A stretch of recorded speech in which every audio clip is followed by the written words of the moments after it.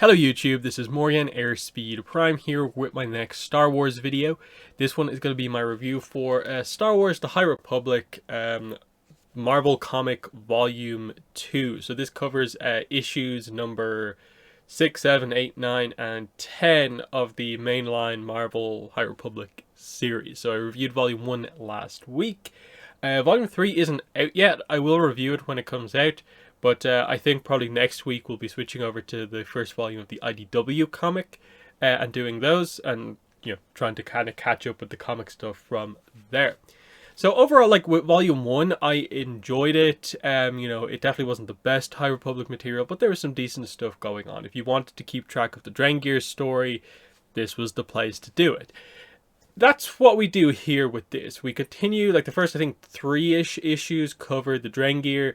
Then we go into sort of a new arc that is set after the attack on Valos. So it's basically we've caught up with Book 2, mainline Book 2, Rising Storm. And it deals with Kyiv actually going undercover as a Nihil to try and, get one over on them.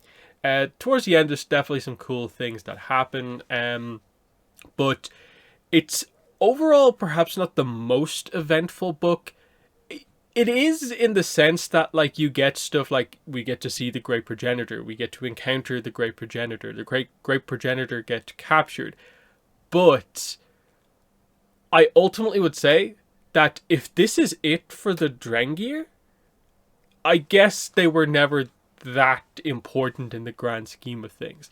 I'm still interested in their backstory with the Sith and, what exactly happened there, seeing some details about that. But ultimately, they were mainly just a horror type threat to have, and they ended up resolving it relatively kind of quickly, briefly, without too much struggle happening. And I think they needed ultimately to get it out of the way. It was becoming a little repetitive, the dynamics that were at play here, in terms of like, okay, we get it, Sskeer is connected to the Root Mind, he is actually alive in the aftermath of Volume 1, and they're kind of keeping him in sort of a stasis field so that he can't really do anything. We get basically Kyiv kind of, again, connecting with Sskeer and thus connecting with the Root Mind. This causes her to effectively sort of like have a vision, and that vision kind of gives her the location of where the Great Progenitor is.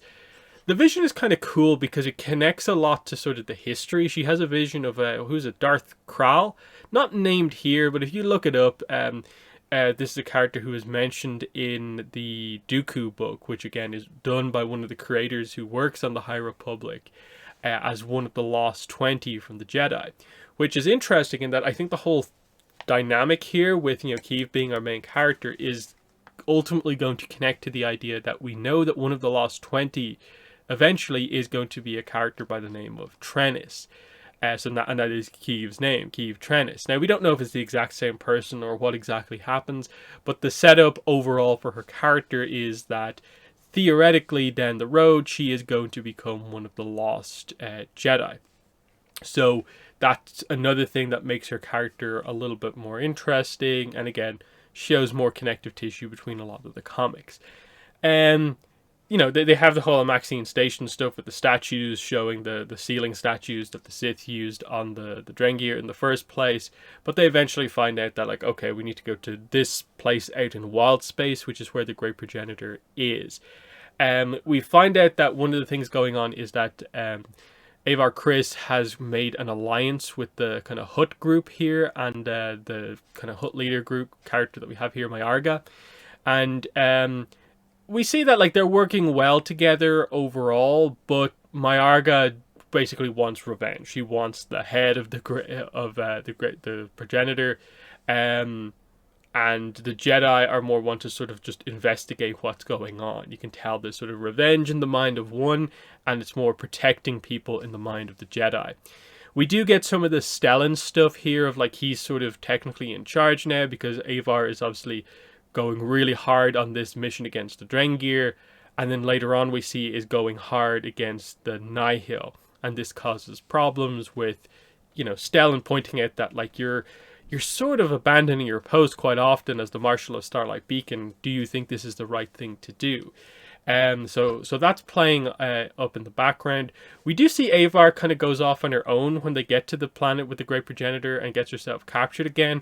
I don't think that was a particularly strong showing for the character, because she got captured in like the first book with everyone, and then she gets captured again here. They're not really booking her particularly strongly now. You know, we get the whole, you know, Jedi connecting together. They come up with this plan using technology like stasis fields to make a giant stasis bubble around the Great Progenitor that seemingly kind of locks it in place, and they have it captured. The alliance with the Hutts breaks apart at this point because Myarga wants to kill the Great Progenitor, whereas the Jedi realize they have this thing captured now. They don't know, I suppose, the details surrounding it, so they feel the safest option is to lock it up and kind of get rid of the Drengir threat that way. In that sense, like, I do feel the Drengir arc wrapped up like very, very quickly. But it was interesting enough, I think. But definitely, it's one of those weird arcs where I feel at the same time it probably needed more time to hit home as hard, but I'm glad they didn't spend too much time on it. So, you know, how interesting was it in the first place, in a way. That transitions us into the sort of, you know, secondary arc here, where we jump in like with a pretty cool setup that, like, oh, Keeve is like part of the Nihil now. What's going on here? And they go back and sort of explain the whole thing. There's an argument between Avar and Stellan about the correct approach, and Avar gives this mission to Keeve to, you know, go undercover and actually kind of figure this stuff out. So it's an interesting one. They basically have like fake this sort of fight between Keeve and a couple of other people in a ship. They fake it being like the Republic are going to win this fight. Keeve calls out for help for any Nihil, and she gets, you know, rescued effectively. And they're basically tracking where this is going to. There's a few twists and turns along the way once we get here. Like, we do get to see like Zetar, who's one of the other like Tempest runners and so on. The cliffhanger at the end of like the chapter is actually that the Nihil have captured Myarga. So obviously they ended on bad terms, but Myarga was still their ally to a certain extent, and Zetar wants Keeve to kind of prove herself by killing Myarga sort of in cold blood. She doesn't want to do that. There's some interesting stuff in like the final issue of the volume where she uses the Force in subtle ways to sort of maneuver outside of that situation. But when it really comes down to it, the details that we get here are just that like Myarga ends up outing Keeve and everyone in front of everyone, so there was no sense of like, hey Myarga, we work together, we can save you from this situation. So she sort of accepts her death in a way, just to out the Jedi here. Again, they're doing reasonably well in the fight until the arrival of Lorna D. This is where, again, some of the reveals right at the end here actually feel relatively strong, because I believe we're in the timeline that this is set. Like, this is post Tempest Runner, so this is post Lorna being captured and then taking over the prison ship, which she's now named the Lorna D, the ship. So this is her pretty much the furthest into the timeline we've seen her, I believe.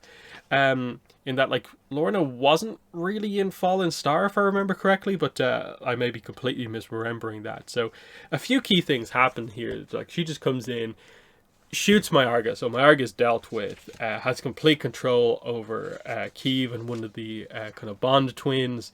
And then, in an interesting page here, I'm guessing what this is Great Leveler stuff. Interesting that Marchion has given the Great Leveler, at least at this stage, to Lorna. And this would seemingly put Keeve and one of the Bond twins in huge danger, because, like, look, turning to stone. Very interesting stuff. I'm guessing Keeve will be alright. I do wonder what way they'll go about explaining how she survives. I'm not sure if they're gonna kill off one of the Bond twins and how that will affect the other one or not. We'll see how that goes, but it's an interesting thing here, I suppose, as a little bit of a in between, like main book 2, main book 3, Rising Storm and Fallen Star, to have an involvement of the Great Leveler kind of used kind of rather directly here. We'll see what this amounts to overall. I'm guessing because it's part of the plan, we are going to see our characters here, like Avar and Skier, arrive on the scene to, fix this. I suppose I didn't really cover Skier's arc in the book. It's pretty basic overall. Like they do it rather quickly. It's like Kiev effectively gives herself over to the Drengir, so she's in the root mind connection with Skier. Skier, to sort of save her from that, effectively rips out his Drengir arm, which severs his connection to the Drengir, and kind of saves them both. But over the course of the book, you basically find that okay, he's back on the battlefield. He's doing okay as a warrior, but you see little subtle moments highlighting that his connection to the Force is diminishing, and it's basically nothing. He can't even like force lift up his lightsaber into his hand. And we there's a little bit of a cliffhanger with him with just regards to he has just received medical word about why he's losing his connection to the Force. So we don't get that here, I believe. So I'm guessing in like the next issue or two, we will get the reveal on why Skier is losing his connection to the Force. In that it doesn't necessarily seem to be because of the Drengir, in that it was implied that it was happening before that. So that's an interesting one overall. In terms of like other characters having cameo appearances here, you of course have the obvious characters who are on Starlight Beacon, like Maru and the like. But you do get Orla Jareni, obviously from the cover here, is in the comic for a little bit. And then to a much lesser extent, you get Comac and Reith for just a little bit. They are very much just named characters that you know, here to participate in the battle, and that's really it. Orla plays a little bit more of a significant role in that her meeting Kiev is viewed as being a somewhat significant thing. I like the positioning of Orla in this story because it highlights that her death in Fallen Star is not just the loss of like an important character, just like Orla herself, but the impact that she had on a lot of other Jedi. So effectively, the loss of Orla led to Comac making his decision to leave the Jedi Order. Orla was the one who was helping keep like Elzar on track, and while I think his reaction to Stellan's death is going to keep him on the kind of straight and narrow, if he does go off the rails again, is there someone else like Orla to help him like she did in those early parts of Fallen Star? And I think they're kind of playing with that here, that they were sort of teasing in a way this idea that Skier was almost dealing with, potential fall to the dark side. And that led Kiev to also sort of go down a kind of, sort of fall to the dark side type thing. The vision that she has, adds on top of that, the fact that it was Drengir sort of assisted. But the fact that in her vision she sees Darth Krall, who becomes a Lost 20 member, and the implication is that she herself will someday also become a Lost 20 member, is also kind of interesting, just to see where that character goes in terms of what eventually leads to her actually deciding to leave the Order. Because you see some argument with Stellan when they have the sort of holo conference, but she's very much like on the same side as sort of Avar in this, in that she wants to do something, and views Stellan's actions as just kind of like sitting back and letting the Nihil do what they want. It doesn't seem like too crazy just yet that like, yeah, this is a big problem for her. Now, depending on what happens with her master, like, I don't necessarily think she would view what happens with her master as being like a failing of the order as such, unless something, you know, crazy happens further down the line. It feels more like they are going to, like, again, I have to see how the volume 3 goes, in terms of like all of the key stuff from phase 1, but that seems to sort of be the direction they're going to head in, is that I'm guessing something in the next phase will happen that will lead her to make some big decision. But you know, it's interesting, you know, 2 volumes in, it's fine, but there's just nothing that I suppose blows me away so far in the comic. Like, it's nice to get the Drengir story explored. I actually like getting to see the stuff that was only kind of like referenced in like the mainline books of like Avar pursuing the Nihil and what's happening here. Like Lorna last appearance in like Tempest Runner the book, getting to see her kind of come back into the story. I'm excited for what this final arc kind of seems to be, which I guess is going to be like Keeve, Avar, and Lorna as maybe like the main focus, main dynamic, just to see what happens and where the comic ends off for phase 3, and you know how it approaches the stuff in Fallen Star at the end. That's what I'm very interested in. But yeah, other than that, that has been my review for High Republic Volume 2. In the comments, let me know what your thoughts are, but that's been the video. Thanks for watching, and bye.